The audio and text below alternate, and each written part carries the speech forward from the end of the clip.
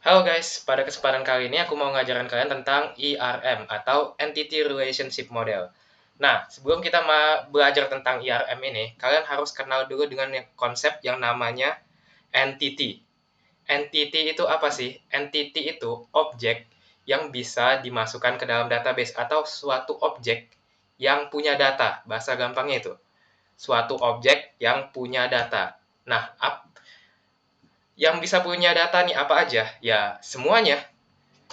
Mulai dari ini cermin menurut kalian bisa punya data nggak? Kalau direpresentasikan ke dalam database, bisa dong. Datanya apa? Manufakturernya siapa? Pembuatnya siapa? Didesain oleh siapa? Distributornya siapa? Modelnya apa? Nah, terus apa lagi? Buku. Buku kalau dijadikan entity bisa punya data apa aja? Judulnya apa? Penerbitnya apa? Tahun terbitnya kapan? Terus berapa lembar? Dan masih banyak lagi. Nah, kalau kalian sudah paham dengan konsep entity, sekarang kita akan mengenal yang namanya entity types. Entity types itu apa? Entity types itu adalah sebuah set entity yang punya atribut yang sama. Ini misalnya apa sih? Misalnya 3 buah benda depan gue ini. Ini buku. Jadi 3 buku ini punya atribut yang sama atau data yang sama. Data apa itu? Data judul, penerbit, tahun terbit, nama penulis, dan lain-lain. Maksudnya data yang sama ini, mana ya? Nama datanya itu sama, bukan isi datanya yang sama. Kalau isi datanya, penerbit dari 3 buku ini, ya pasti jelas beda-beda kan. Nah, contoh lainnya dari entity types itu misalnya rumah kalian, UMN, sama kos-kosan. Kira-kira kalau dijadiin entity types, 3 ini apa sih? Kasih 5 detik ya. 5, 4, 3, 2, 1, 0. Jadi entity types dari kos-kosan, gedung UMN, dan rumah kalian itu bangunan. Karena data yang disimpan apa? Sama. Nama bangunannya apa? Kos-kosan juga punya nama bangunan, gedung UMN juga punya nama. Dibangun oleh siapa? Alamatnya di mana? Desainernya siapa? Dan lain-lain. Kemudian setiap entity itu punya atribut. Atribut itu ialah datanya. Ya, misalnya di slide ini ada entity mobil. Mobil ini punya apa aja? Mobil ini punya atribut tahun, registrasi, nomor registrasinya, nomor ID kendaraannya, kemudian modelnya, buatan, dan atribut warna. Nah, kemudian atribut ini juga punya macam-macam. Yang paling penting itu adalah primary key. Primary key itu apa? Itu adalah atribut utamanya. Gampangnya, primary key atau primary atribut ini adalah atribut yang datanya pasti beda-beda di semua entity kalian. Jadi misalnya mobil, setiap mobil itu pasti punya nomor kendaraan yang berbeda-beda kan. Misalnya nomor STNK-nya beda-beda di tiap kendaraan. Tapi hal-hal lainnya seperti tahun itu bisa sama. Nggak mungkin dong setiap mobil tahunnya beda-beda. Kemudian modelnya juga pasti sama.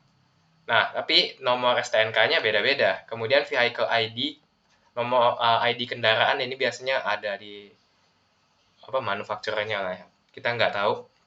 Kemudian ada yang namanya composite attribute. Composite attribute itu adalah atribut yang bisa dipecah lagi. Jadi misalnya alamat deh. Jalan Saintia Square Barat nomor 1. Banten, Tangerang. Tangerang, Banten. Nah, itu kan bisa dipecah lagi nih. Address, alamat. Kita bisa pecah jadi Jalan Saintia Square Barat. Kecamatannya apa? Kabupatennya apa? Kabupatennya Banten. Kemudian negaranya Indonesia. Itu kan bisa kita pecah lagi. Jadi gambarannya kayak gini nih. Misalnya suatu entity bangunan. Kita punya atribut address. Address ini kan masih bisa dipecah lagi.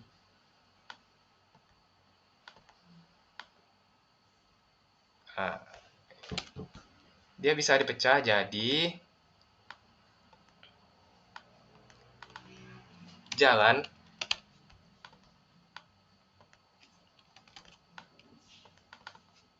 kecamatan,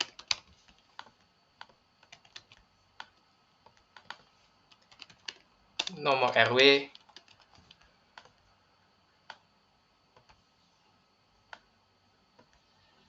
ini agak kurang rapi tapi ya nggak apa lah ya, dan lain-lainnya. Kemudian data apa lagi? Sebagai contoh, misalnya nama deh. Kan kalau misalnya kita punya suatu entity user, kemudian user itu punya data nama. Nah, nama ini bisa dipecah lagi. Jadi apa?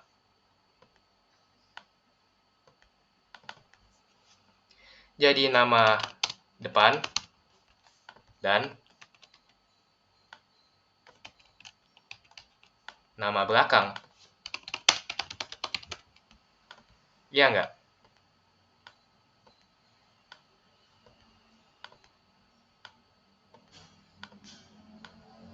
Nah, itu composite attribute. Kemudian, primary key itu apa? Itu data yang sudah pasti beda-beda di tiap bangunan. Jadi misalnya apa ya? Data sertifikat bangunan gue juga kurang tahu, tapi harusnya setiap bangunan itu punya sertifikatnya pasti beda. Nah, ini kita bisa jadiin primary key. Suatu atribut yang isinya tuh pasti beda-beda di tiap entity. Itu adalah primary key. Jadi umumnya itu primary key itu ID. Jadi misalnya user. User pasti punya yang namanya username, pasti bisa beda kan tiap orang-orang. Tapi kalau user ID itu harus beda di tiap orang.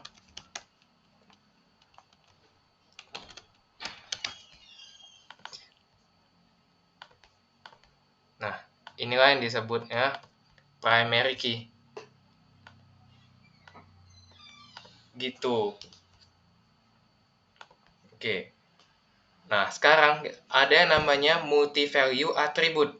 Multi-value attribute itu apa? Itu atribut yang bisa punya lebih dari satu value. Jadi misalnya, mobil kok bisa punya warna yang beda? Oh, mobil kan kalian bisa cat nih. Suatu mobil tuh kan nggak harus dicat putih, semuanya putih itu. Bisa jadi mobilnya di setengah setengah merah lah, setengahnya lagi putih dan sebagainya. Kemudian aku coba kasih satu contoh soal deh. Misalnya aku ingin membuat sebuah database rumah sakit. Kira-kira di rumah sakit ini bakal ada entity apa aja? Bakal ada entity staff, ada entity ruangan misalnya. Kemudian entity obat-obatan. Kemudian entity supplier obat-obatan bisa. Kemudian entity apa lagi? Transaksi. Transaksi bisa jadi entity, bisa. Ingat, selama ada datanya bisa. Data apa aja yang ada di transaksi? ID transaksi pasti. Kemudian kapan transaksi terjadi? Jumlah transaksi terjadi. Kemudian apa aja item yang ada dalam transaksi itu? Bisa kan? Jadi entity.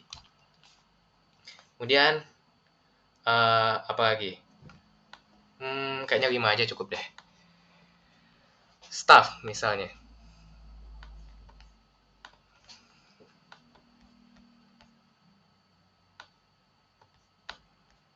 Buat entity staff. Staff punya atribut apa aja? Staff bisa punya atribut nama. Nama ini masuk dalam composite attribute. Ingat, dia bisa punya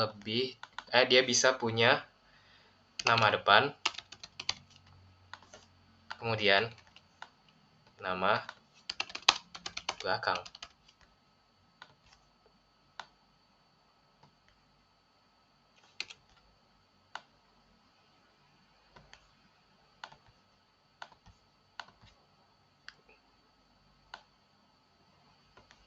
Kemudian apa lagi selain nama? Staff bisa punya jabatan. Selain jabatan, dia bisa punya gaji.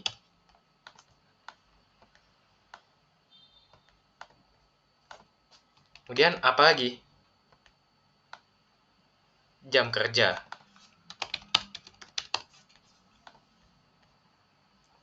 Atau shift lah ya.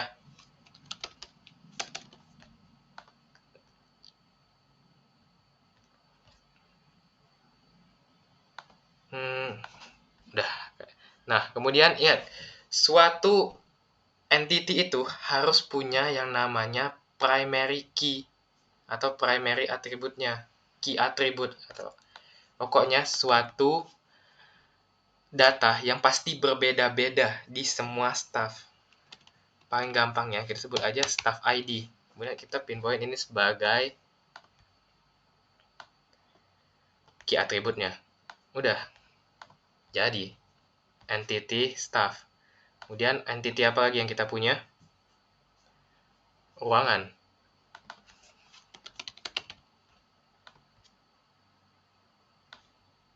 Di dalam satu ruangan bisa punya lebih dari satu pasien. Jadi ini termasuk composite attribute. Gimana cara bikin composite attribute di sini?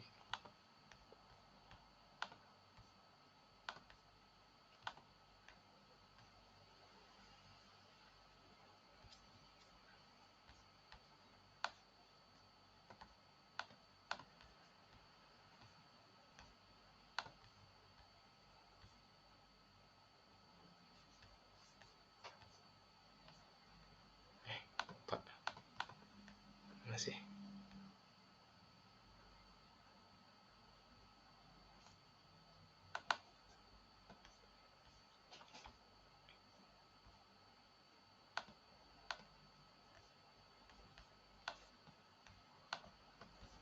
Ini dia.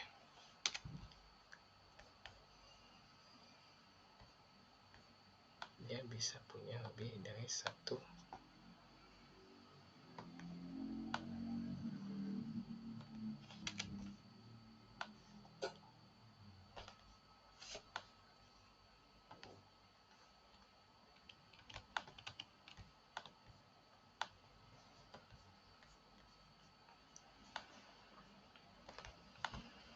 Nah, suatu ruangan bisa punya lebih dari satu pasien. Jadilah dia multi-value attribute.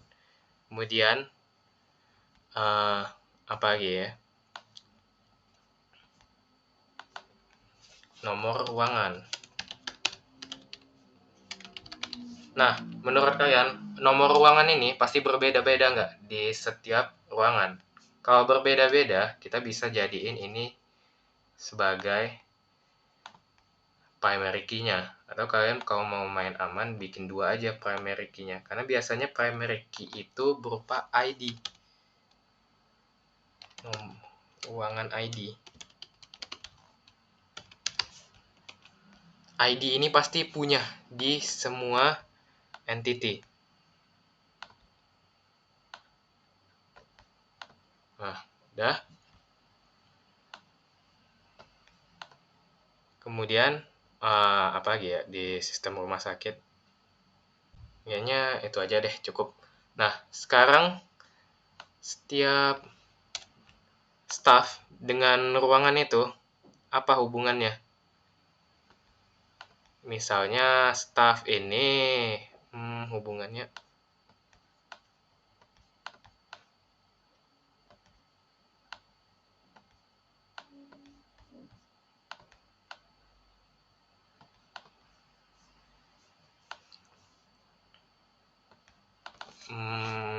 jaga deh. Setiap staff jaga satu ruangan. Gue juga kurang tahu dengan sistemnya rumah sakit kayak gimana.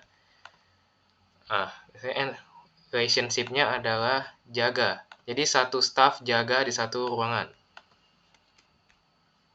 Nah, relationship type-nya apa? satu staff bisa jaga di satu ruangan lebih atau enggak? Bisa dong. Hari ini dia bisa disuruh jaga di ruangan ini. Besoknya bisa disuruh jaga ke ruang Ono. Jadi bisa. Kemudian satu ruangan bisa dijaga lebih dari satu staff atau enggak? Bisa.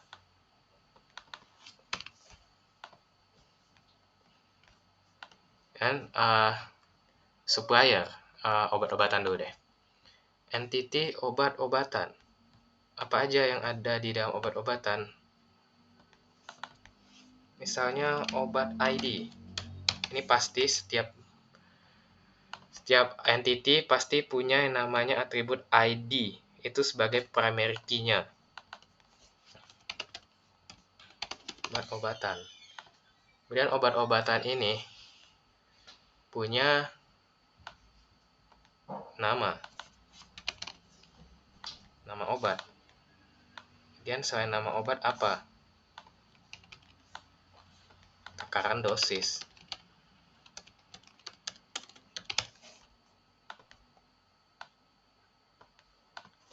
Apa lagi kira-kira? Obat-obatan, nama, takaran dosis, komposisi. Dah. Komposisinya gimana? Bisa lebih dari satu nggak? Kan nggak mungkin dong. Obat-obatan itu cuma terbuat dari satu bahan. Jadi dia pasti bisa terbuat lebih dari satu. Jadilah komposisinya itu multi value.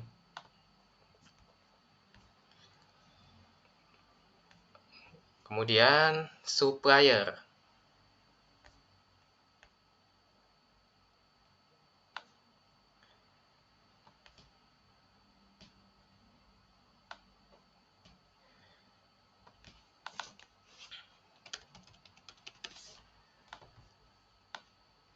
Pasti supplier, ingat punya ID atau apapun itu sebagai primary key-nya. Kemudian supplier ini punya hubungan jangan langsung hubungan deh. Supplier ini punya apa ya? Nama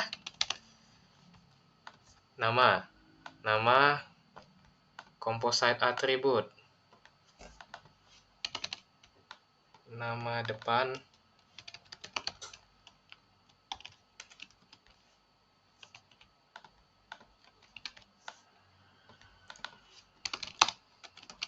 nama belakang.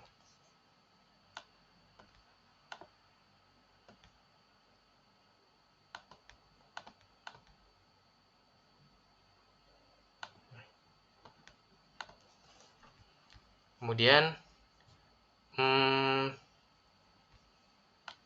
supplier, alamat. Harusnya bisa punya. Nah, supaya harusnya punya alamat dong. Ini composite attribute juga kalau mau. Tapi nggak usah deh. Biar kalau soalnya minta supplier ini sebagai composite attribute, berarti kalian harus jelasin misalnya dari nama jalan, nomor RW, kabupaten, kecamatan, negara, dan segala macamnya. Tapi kalau nggak diminta, cukup tulis address saja nggak jadi masalah. Nah, supplier dan obat-obatan ini punya relationship apa? Aku tulis saja memasok. Nah, satu supplier bisa memasok lebih dari satu obat-obatan nggak? Bisa dong. Masa satu supplier cuma masuk satu obat-obatan? Nggak mungkin kan? Many.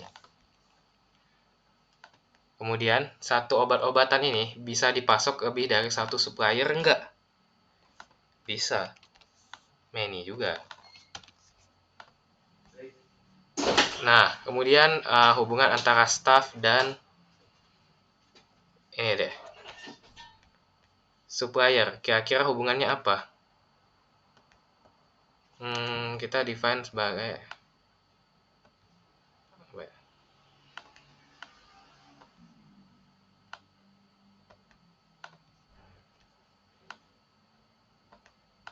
kerjasama misalnya. Jadi staff ini kerjasama dengan supplier untuk menyuplai obat-obatan.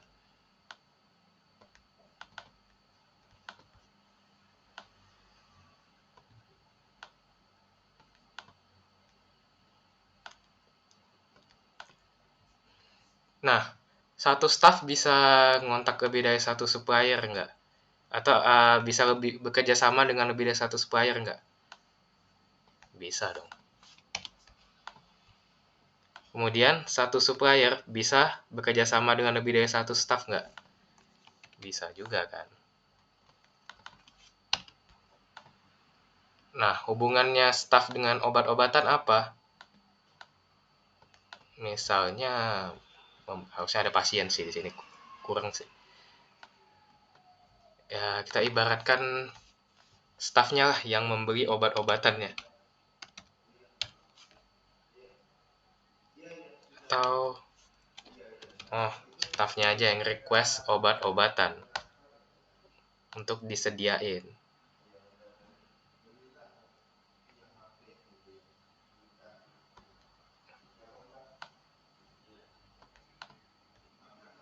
Nggak masuk akal. Gini aja, staffnya menyimpan obat-obatan untuk disediain ke pasiennya. Ini sebagai contoh aja. Tidak benar-benar mewakili rumah sakitnya.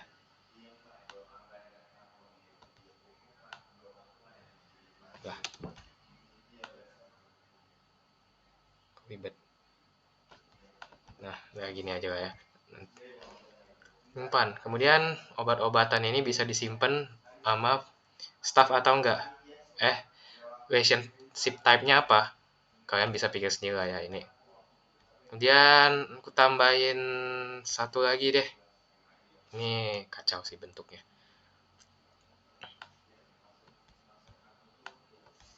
Pasien.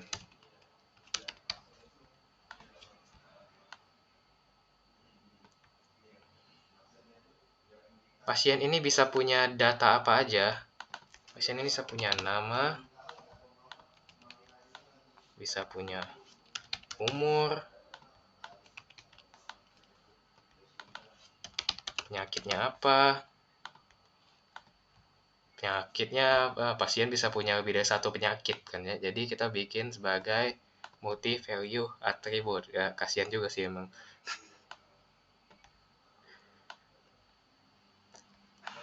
Umur nggak mungkin jadi satu orang nggak mungkin bisa punya lebih dari satu umur sih. Nama termasuk composite attribute. Nama depan, nama belakang.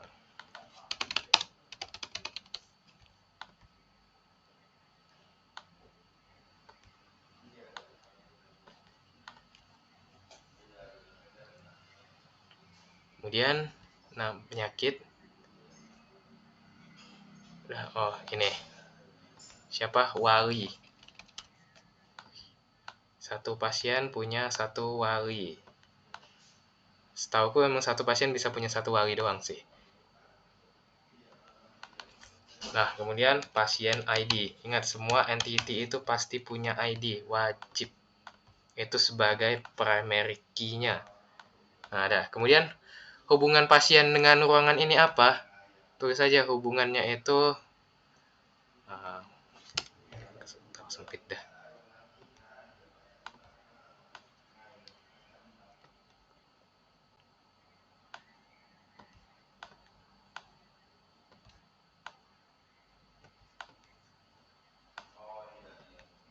Nah, satu pasien menempati. Oh ya, tadi kan aku masukin di sini sebagai mana ya? Ruangan. Nah, di sini kan ada pasien. Ini sebenarnya apa ya? Ini namanya foreign key kalau di istilah database. Jadi ini adalah data yang merujuk kepada data lain, tapi kita nggak akan pelajarin di week kedua, itu di week selanjutnya. Jadi kita lewatin aja dulu ini. Pasien bisa menempati ruangan. Pasti. Hubungannya apa? Satu ruangan bisa dihuni lebih dari satu pasien nggak? Bisa. Many. Kemudian satu pasien bisa menghuni lebih dari satu ruangan nggak? Harusnya nggak bisa sih. Jadi, satu.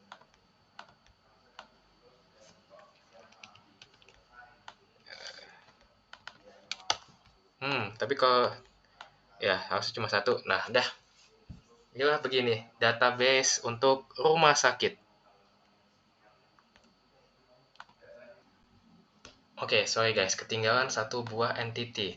Jadi kita punya entity transaksi.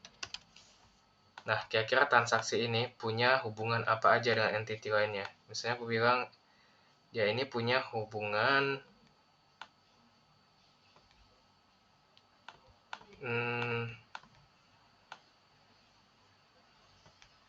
membayar. Jadi pasien membayar transaksi atau melakukan deh. Nah, pasien melakukan transaksi. Satu transaksi bisa dilakukan lebih dari satu pasien atau enggak? Enggak bisa. Satu transaksi cuma bisa dilakukan oleh satu pasien. Kemudian, satu pasien bisa melakukan lebih dari satu transaksi atau enggak? Bisa. And kemudian, transaksi ini punya hubungan apa lagi? Dia punya hubungan misalnya apa ya? Memanage transaksi atau mendata.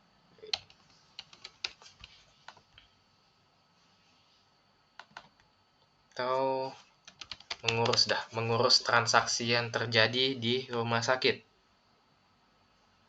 Misalnya begitu.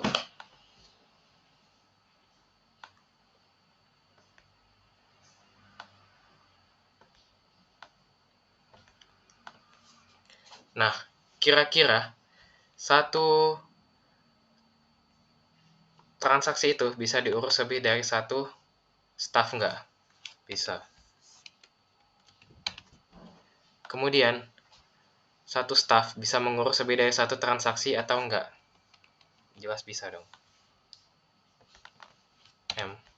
Udah, selesai database kita.